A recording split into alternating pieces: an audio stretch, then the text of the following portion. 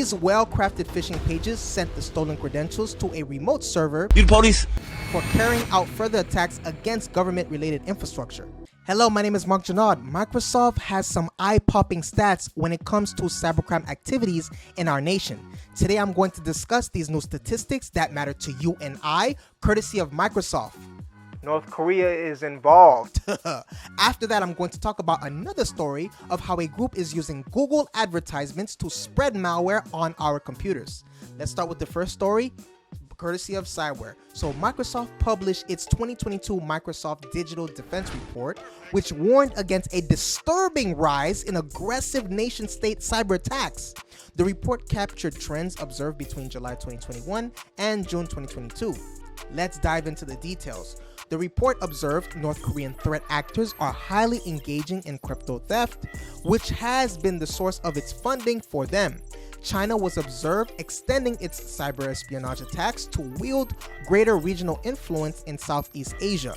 Microsoft's report furthermore highlights that sophisticated cyber attacks with the motive of financial gain grew in volume. The two top attack tactics were ransomware and BEC. Another worrisome trend is the increase in cybercrime as a service across all threat vertical. Here are some eye-popping stats that's our way that we care about. In the above mentioned time period, cyber attacks by nation-state actors surged from 20% to 40%. This was mainly caused due to Russian attacks against Ukrainian critical infrastructure. The IT industry accounted for the most attacks, 22%, by nation-state actors, especially from Russia and Iran. This was followed by think tanks and NGOs, 17%, and the education sector, 14%. During this period, 90% of notifications about Russian threat activity involved customers in NATO member states in the IT, think tanks, and NGO sectors. Nation-state actors particularly focused on organizations in the US, Britain. However, organizations in the UAE, Israel, Germany, Japan, India, Canada, and Switzerland were not left behind. 92% of impacted organizations did not enforce effective data loss protection measures, while 84% did not integrate multi-cloud environments into their security operations. Here's the bottom line. Many cyber attacks are successful because the victims' organizations have not followed proper cyber hygiene. Microsoft recommends enabling MFA, which is multi-factor authentication, implementing zero trust architecture, applying EDR, and enabling data protection measures. Besides, threat intel sharing has been another secret weapon for cybersecurity experts to gauge threats and timely implement adequate security measures. Here is the next story. So, this is courtesy of Cyberwarfare. APT36, also known as Transparent Tribe, a hacker group, is continuously updating its arsenal while adding new tools and new TPs. Throughout 2022, it has been active with Crimson Rat, Oblique Rat, and some custom malware. Recently, it is observed launching a new malicious campaign involving a new data exfiltration tool named LimePad. Here is some details about the campaign.